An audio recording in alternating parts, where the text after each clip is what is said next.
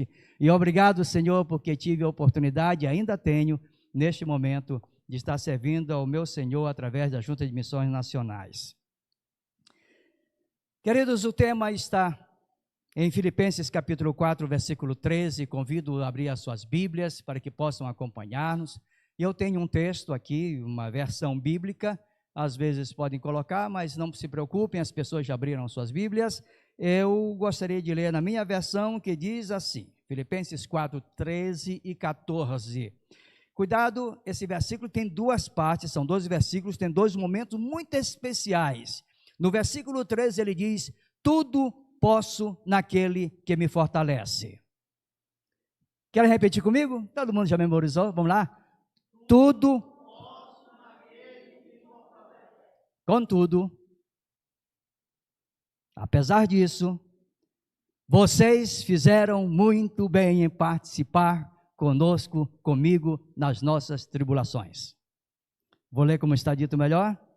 Apesar disso, vocês fizeram bem em participar de minhas tribulações. Esse lado vai dizer o versículo 13, repetindo, e esse aqui o versículo 14. O 14, para vocês lembrarem aqui, para dizer bem bonito, diz assim, apesar disso, do jeito que eu estou dizendo aqui, né? Apesar disso, vocês fizeram bem em participar de minhas tribulações. Vamos começar por aqui? Apesar disso, vocês fizeram bem em participar de minhas tribulações. Tudo posso? Vamos lá? Posso naquele que me fortalece. Aqui, apesar disso, vocês fizeram bem em participar de minhas tribulações. Oferta missionária. Paulo está longe. Paulo está em Roma. Paulo está em missões. Você vai dizer, pastor, eu acho que ele estava preso, numa prisão domiciliar. Mas eu quero dizer que Paulo não viu isso como prisão.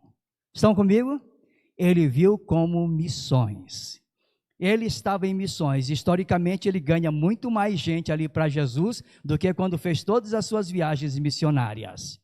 Ele não viu as circunstâncias.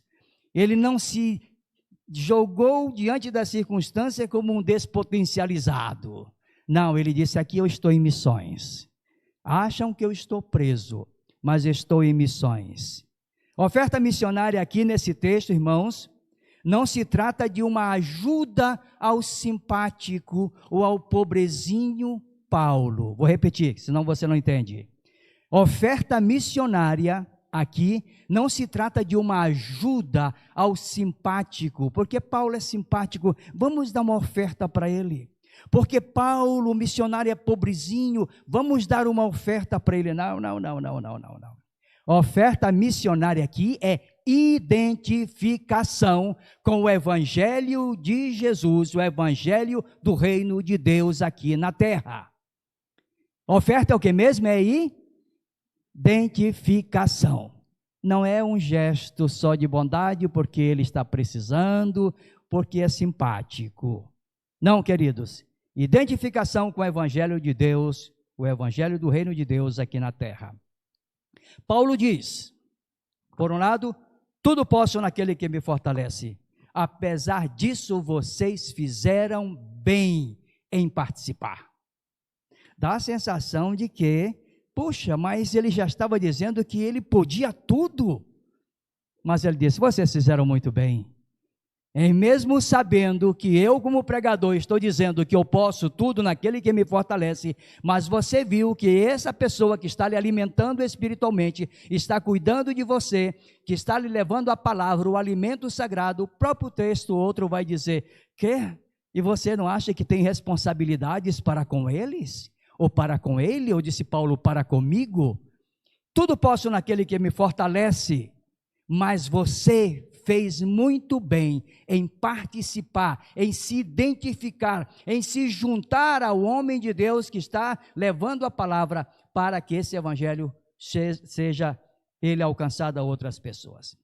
Percebe-se, meus irmãos, neste reconhecimento que, por um lado, além da importância que foi a participação da igreja de Filipos, percebe-se também um ato de gratidão.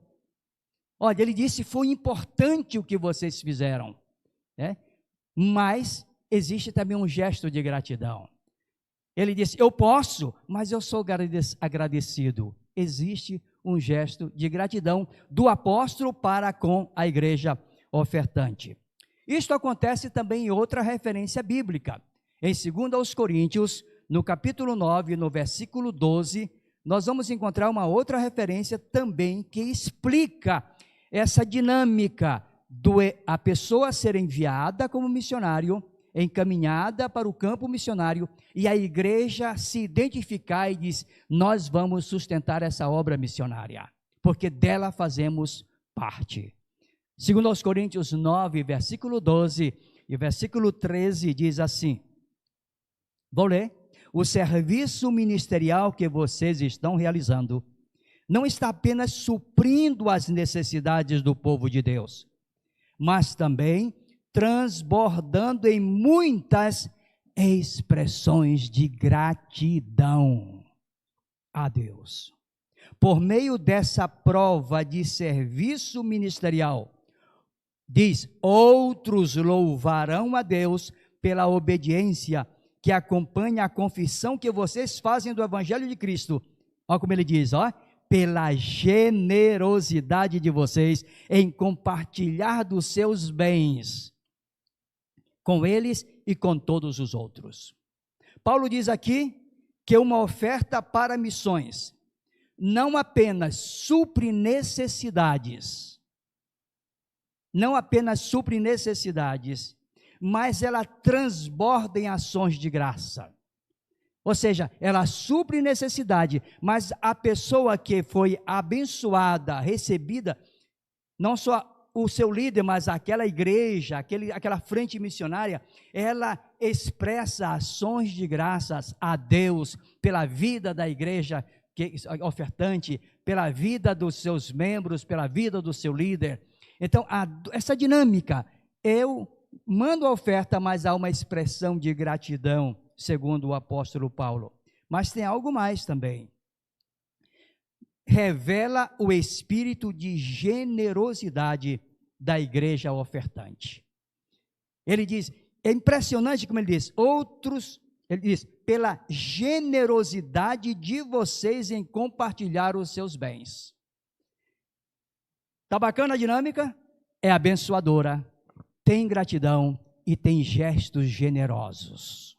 Sem isso, não há missões. Sem isso, não há gente na linha de frente trabalhando. Sem isso, não há igreja sendo abençoada. Sem isto, não há este fazer a obra que o Senhor nos ordenou. Generosidade, meus irmãos. Aqui, generosidade não é entendida como prosperidade. Generosidade, a marca de maturidade. Vou repetir. Generosidade no contexto bíblico, vendo a história das igrejas que estão ofertando, não é entendida como uma marca de prosperidade, mas é entendida como marca de generosidade. Trocando em miúdos, a igreja que generosamente contribui, ela não o faz porque é próspera. Pelo contrário, porque tem tantas saídas bíblicas, em outro texto Paulo vai chamar a atenção de uma igreja e dizer, aqueles lá da Tessalônica, eles estão pobres, estão em crise, Covid-19, ninguém trabalhando, muita gente desempregada. Ele não disse Covid-19, mas deve ser a mesma coisa, que a coisa estava horrível na época. E ele disse, mas eles estão dando, e disse mais, querendo entregar-se a si mesmo, é o que somos aqui, queremos apoiar. E vocês que têm tanto. Então, oferta missionária, pense isso para você, não significa marca de prosperidade na minha vida. Significa uma marca de maturidade. Eu oferto para missões, para enviar missionários por maturidade cristã e não por prosperidade de bens. Quando diz, pela generosidade de vocês em compartilhar seus bens, revela que a oferta missionária, meus queridos irmãos, era contínua, e se era contínua, era um exercício de fé. Então, eu já disse uma série de coisas sobre a oferta missionária. Se você anotou, a última que eu estou dizendo que a oferta missionária é um exercício de fé. E exercício tem o seu custo, a sua dificuldade para fazer, prioridade e etc. Qualquer exercício que você vai fazer. É um exercício de fé. Isto é oferta missionária. Um exercício de fé. E o que é fé? Toda a igreja sabe. Hebreus capítulo 11, versículo 1. Diz assim mesmo, como é que é? Ora, a fé é a certeza das coisas a certeza das coisas que se esperam e a convicção das coisas que não se veem. Estão comigo? O que é fé? Certeza de coisas que se espera. Fé é convicção do que eu não estou vendo. Isso é fé. E a igreja é convidada a caminhar em fé, porque sem fé, a igreja vai repetir, sem fé é impossível agradar a Deus. Que exercício legal! Oferta missionária é um exercício de fé, e fé é certeza, é convicção. Não estou vendo nada, mas aí está. Exercito a fé. Porque se eu não exercitar, eu não vou agradar a meu Deus, porque sem fé é impossível agradar a Deus. E por que Deus é tão exigente com esse tema da fé? Muito simples. É assim que Deus funcionou, é assim que Deus funciona. Deus funciona, meus irmãos, nós conhecemos desde o livro de Gênesis, Deus funciona por uma qualidade estranha chamada fé. Verdade? Assim começa na sua Bíblia. A terra era sem forma e vazia e estava mergulhada em trevas. Vamos repetir comigo? A terra era sem forma e vazia e mergulhada em trevas. Pois é. Por funcionar por fé, Deus chegou e olhou para uma terra sem forma, vazia, mergulhada em trevas e disse: eu quero ver luz. Todo mundo sabe o resto do versículo? Houve ou não houve luz? É assim que Deus funciona. Olhou para uma terra sem forma e vazia, mergulhada em trevas, e disse: quero ver luz. Eu sei, igreja, que você pode nesse momento, quando estamos falando aí de alvos, Jesus, eu estou em uma terra sem forma e vazia, pastor, ainda estou até mergulhado em trevas para esse mês, mas eu vou dizer hoje à noite, eu quero ver, achei muito fraco aí, eu quero ver luz. Amém? Isso, quero ver luz. Quero ver luz. Quero ver luz.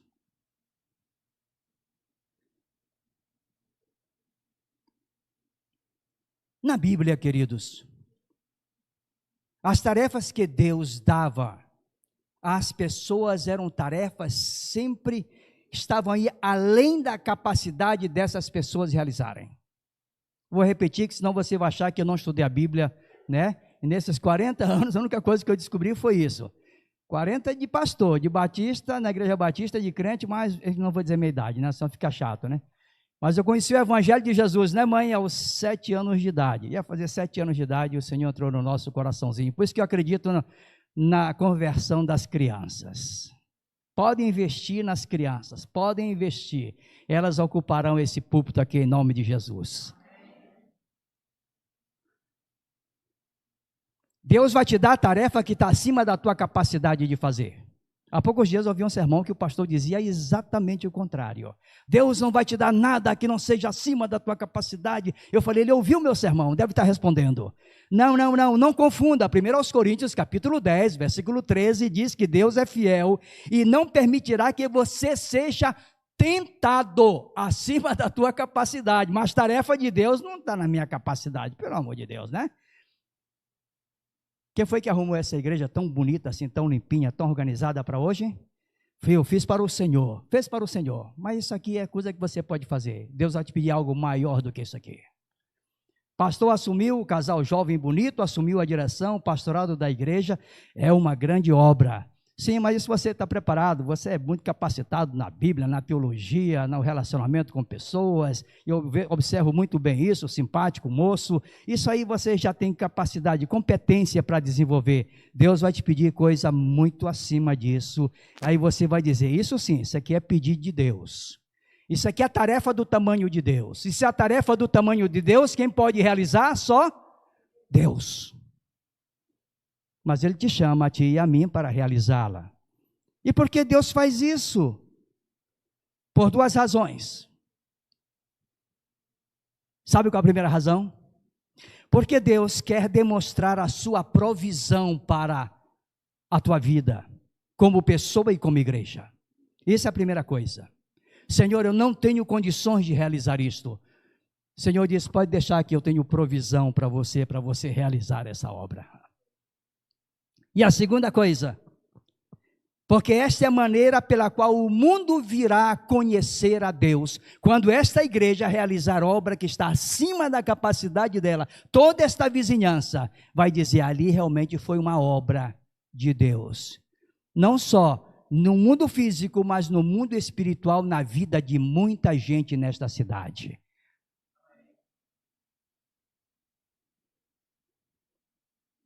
Então Deus não vai te pedir nada, porque se é que esteja acima, que esteja de acordo com a tua capacidade, porque isso já é para fazer.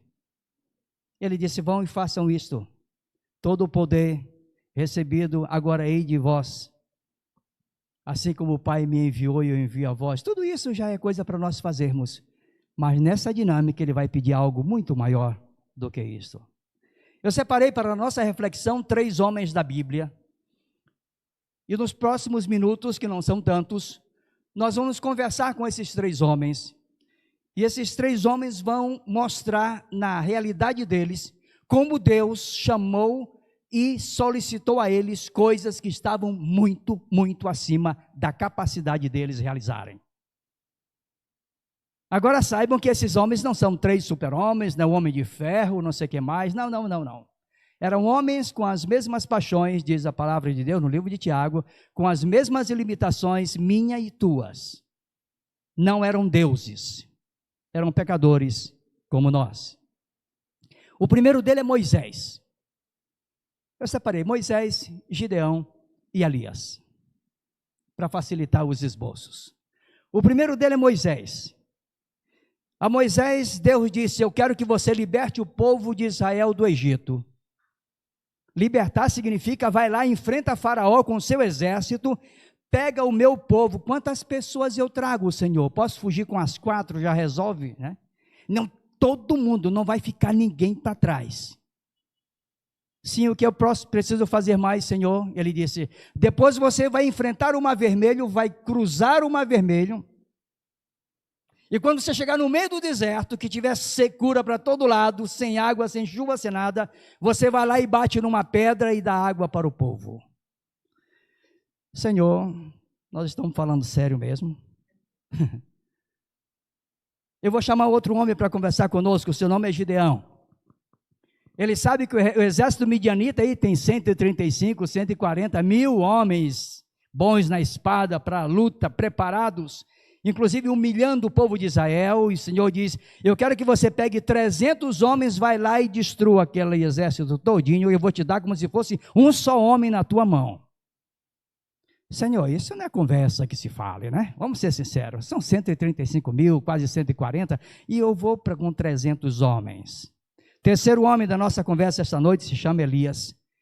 Elias é o profeta, ele podia ser o homem mais querido do seu povo, por ser o profeta, mas estava sendo odiado e perseguido pelo seu próprio povo, vivia se escondendo, e o rei queria matá-lo, a mulher do rei o odiava, e o Senhor disse, eu quero que você vá lá e destrua os seus altares, vai vencer o rei e a sua esposa, e eu vou estar contigo aí.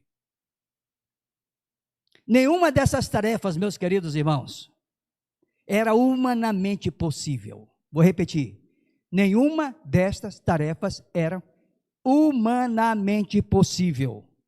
Mas o que você faz revela a sua fé a respeito de Deus. Vou repetir, mas o que você faz revela a sua fé, revela o que você crê a respeito de Deus. Esses 3 homens, assim como você e eu, que eu já disse não são super-homens nem deuses, ainda tinham outro problema. Eles tinham limitações, é claro. Tinham limitações, todos eles. Eu escolhi porque esses aqui ficou fácil. A limitação deles é muito tranquilo de descobrir. Tinham limitações, mas essas limitações não os tornavam improdutivos. Eles tinham limitações, mas as limitações deles não os tornavam improdutivos. Quem torna o crente improdutivo, quem torna uma igreja improdutiva é o pecado.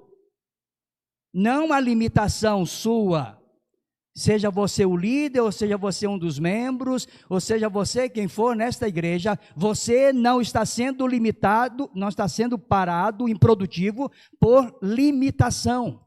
Não sou muito bom para falar em público, pastor. Não sou muito bom para liderança. Não sou muito bom para alguma atividade. Por isso é que eu não faço quase nada. E não é isso não, querido. Pode apagar, passa a borracha. Limitação humana só é espaço para que Deus trabalhe e faça coisas extraordinárias. Quem paralisa o crente é o pecado, não a sua limitação. Êxodo capítulo 4, versículo 10, chama Moisés para fazer a sua apresentação. Moisés é o grande libertador. Êxodo 4, 10. Moisés é o grande libertador. Tinha sua limitação. Ele diz no versículo 10, Senhor meu, eu nunca fui eloquente. Outra tradução diz, sou pesado de língua, né? Ou de boca, de língua. E cada outra tradução vai dizendo uma coisa agora que a gente já fica com várias versões. Eu nunca fui eloquente. Eu gosto que ele diz assim, nem antes e nem depois que falaste a teu servo, pois sou pesado de boca e pesado de língua. É interessante, ele disse, um dia eu tive encontro com Deus, e eu era pesado de língua, eu não falava, não era um bom de discurso para expressar os meus pensamentos, e um dia eu tive uma experiência com Deus na sarça ardente, e quando eu saí de lá, eu fui e falei um grande discurso a Faraó, a todo o povo, chamei o povo para vir comigo. Não. Ele continuou com o mesmo problema. Ele não podia nem dar esse testemunho, que esse testemunho eu já ouvi muitas vezes, né? Eu era analfabeto, agora eu li a Bíblia. Então tem tanta coisa linda, e Moisés não teve esse privilégio que muitos crentes hoje têm, de ser tímido e depois ter uma fluência, uma fluidez para falar. Não, ele não teve, ele disse, Senhor, eu era pesado e continuo. Depois disso, capítulo 5, versículo 1 ao versículo 3, Moisés e Arão foram falar com Faraó. Agora vejam só, eu não vou repetir aquele discurso que todos vocês já sabem, que é aquela conversa deles com Faraó, e aquela dureza do coração do Faraó. Mas eu quero chamar a atenção para um outro fato interessantíssimo. Assim diz o Senhor, o Deus de Israel, eles falando na cara de Faraó. Assim diz o Senhor, o Deus de Israel, diz, deixa o meu povo ir, para celebrar-me uma festa no deserto. Versículo 3.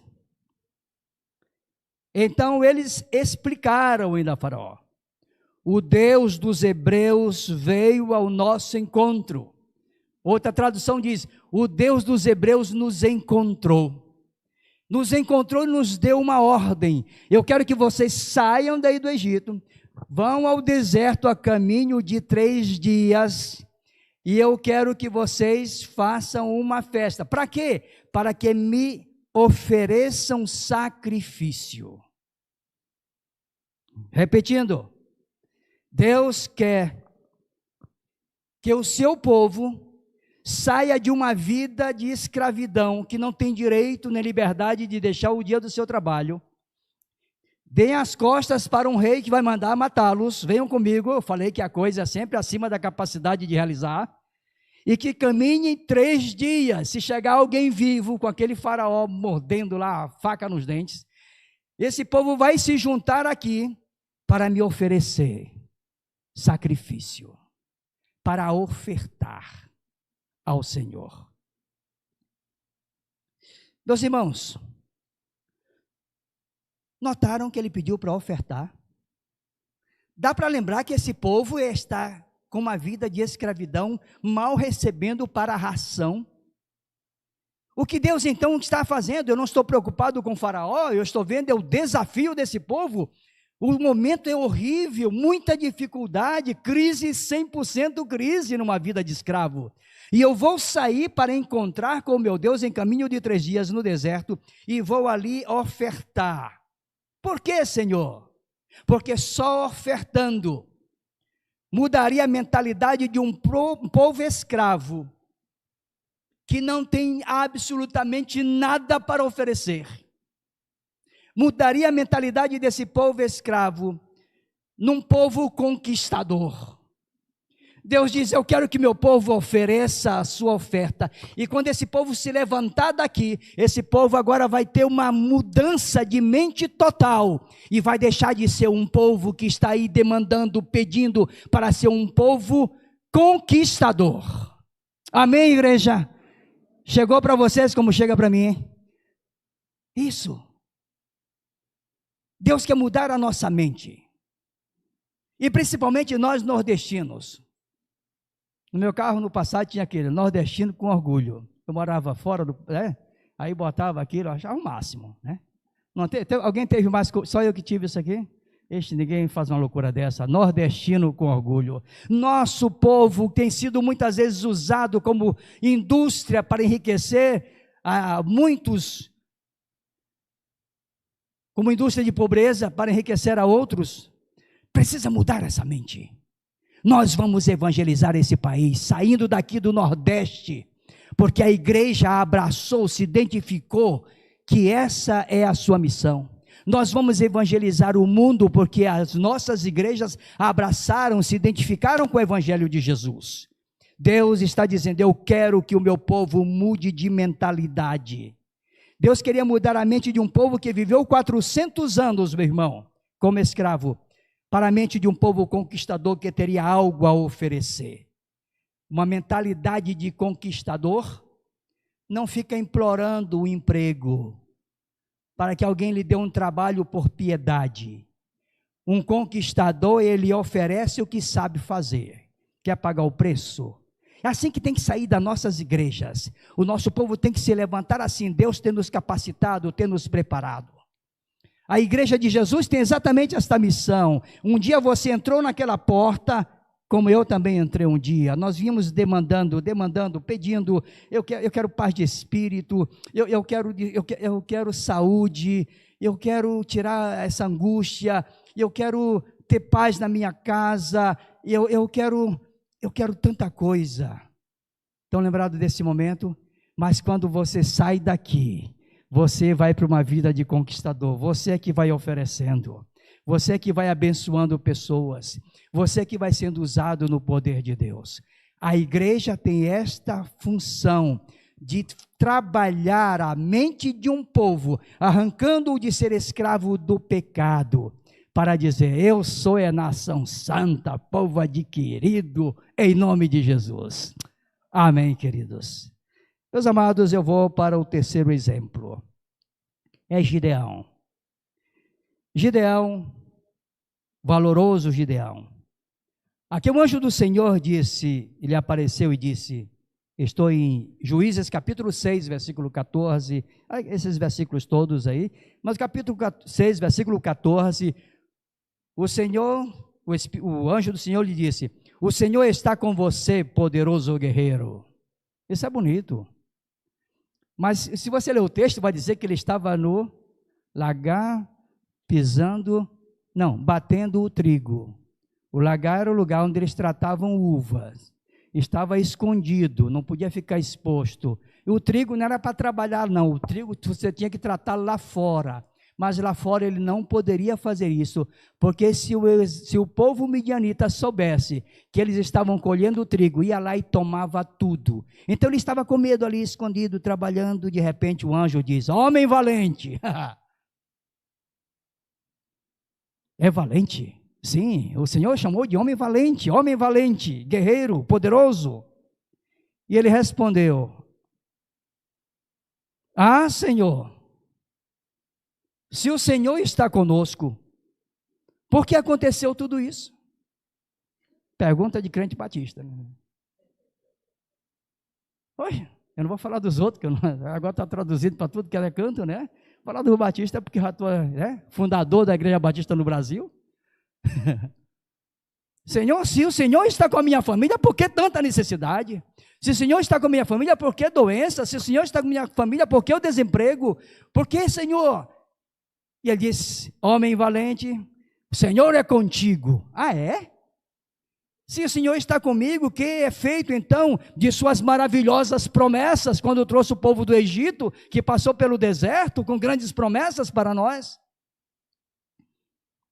E o Senhor voltou a falar com ele e disse: com a força que você tem, vá libertar Israel das mãos dos midianitas. Não sou eu que está enviando? E ele entendeu, porque a história é longa, tem umas outras cenas lá que eu não vou passar, que você já conhece a história. Aí ele entendeu. Ele disse: ah, eu vou pegar aqui. Senhor, respondeu Gideão, como posso libertar Israel,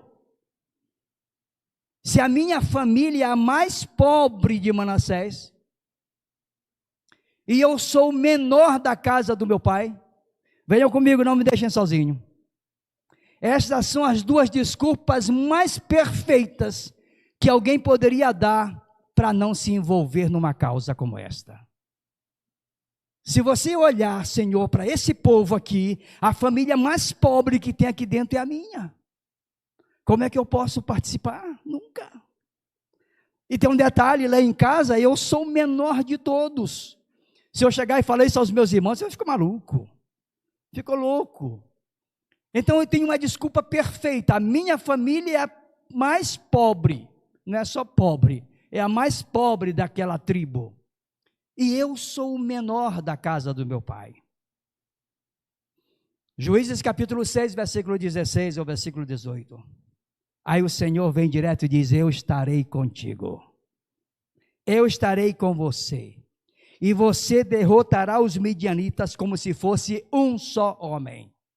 Aí Gideão cresceu os olhos, e ele disse: então, Senhor, se de fato posso contar com o teu favor, dá-me um sinal de que estás falando comigo. Sabe qual foi o sinal que ele pediu? Ele disse: peço que fiques aqui, não vás embora, não saia daqui. Fique aqui, por favor. Sabe o que eu vou fazer? Esse homem é da família mais pobre, e esse homem é o menor da sua casa, mas ele disse para o Senhor: eu vou buscar a tua oferta. Eu vou buscar a tua oferta, e quando eu chegar com a tua oferta, eu quero colocar diante dos teus pés. A oferta era uma dimensão, meus irmãos, que mudava toda a perspectiva daquele homem, toda a sua percepção de medo. Vou buscar a oferta. Ele era limitado, mas a sua limitação não o tornou improdutivo diante de Deus. Se existe algo, meus irmãos, que muda a dimensão de nossa experiência com a vida cristã, é ofertarmos. Eu vou repetir porque você não pegou. Se existe algo que muda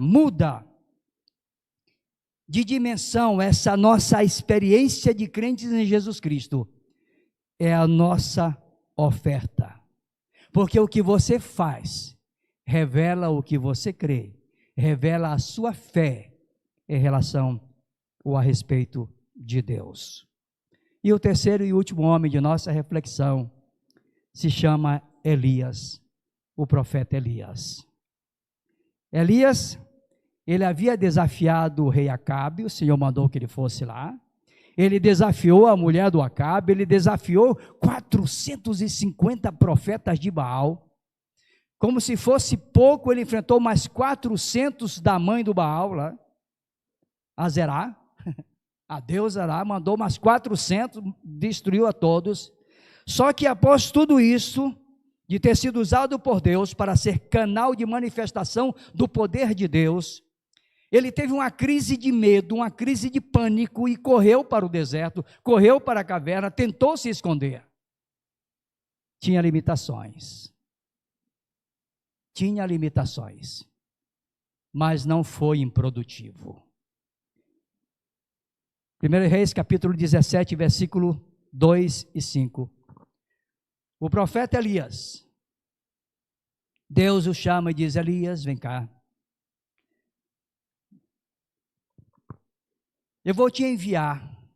E o enviou de forma solitária, para ser alimentado por aves, e para beber da água de um riacho, de um filete de água, que desciam das montanhas, e desaguar lá para o lado do Jordão. Se chamava o Ribeiro de Querite. Ribeiro de Querite. Deus queria proteger Elias. Eu vou te proteger. Vou te mandar para o Ribeiro de Querite. Suponhamos que eu encontre Elias. Eu digo: Elias, grande feito, o que estás fazendo? Eu estou indo lá para o Ribeiro de Querite. Ribeiro do Querite. Sim, o Senhor me disse que eu vou para lá e que lá alguns corvos vão me alimentar. Já tem um grupo que diz que era um povo que morava ali perto. Há um erro aí nas traduções, mas eu vou ficar com o corvo mesmo, né? O pássaro lá. E ele vai me alimentar, vai trazer carne, pão, e eu vou beber da água do riacho que vai passar, do córrego que vai passar. E eu diria: Elias, Deus está querendo te proteger mesmo. Você sabia que esse ribeiro seca rápido isso? Mas aí eu teria alguns irmãos dos meus tempos, né, de fé, que vão dizer: o que é isso, pastor Morroy? Se Deus me mandou para o Ribeiro do Querite, é porque não vai deixar faltar água. Já ouviu isso em algum lugar? Segredo, está na Bíblia.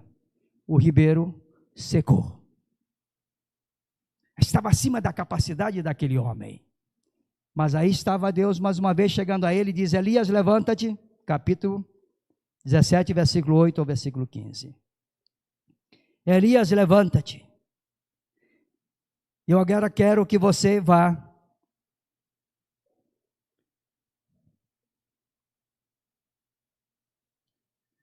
para Sarepta. E lá em Sarepta eu ordenei a uma viúva que te dê alimento. Posso vê-lo chegando e vou dizer: onde vais, Elias? Ele diz: eu estou indo para Sarepta. Sim, lá nos Fenícios. Sim, rapaz, é longe, a pé, sim. Como é que você vai sobreviver lá que não tem chuva, não tem água em lugar nenhum, tudo seco? Não, Deus disse que uma viúva vai me alimentar. Pela fé que eu tenho, eu digo: deve ser uma viúva rica, né? Uma boa fazenda. Elias vai chegar naquela cidade e não é nada disso. Vocês conhecem a história, eu posso até ler para vocês. Então a palavra do Senhor veio a Elias, versículo 8, 17 de 1 Reis, e disse: vai imediatamente à cidade de Sarepta de Sidom, e que fica por lá, e ordenei uma viúva daquele lugar que lhe forneça comida. E ele foi. E quando chegou à porta da cidade, encontrou uma viúva que estava aí tomando alguns gravetos. E ele chamou e perguntou: você pode me trazer um copo com água, um vaso com água? E ela disse: pois não, Senhor. Ela tinha alguns gravetinhos nas mãos. E foi buscar, ele disse: não, por favor, me traga aí um bocado, algo para comer.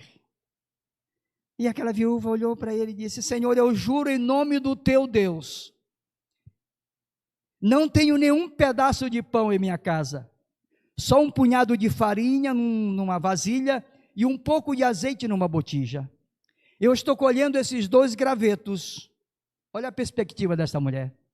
Para levar para casa e preparar uma refeição para mim e para o meu filho. E depois que nós comermos, nós vamos morrer. Elias, porém, lhe disse: não tenha medo, vá para casa, faça o que disse.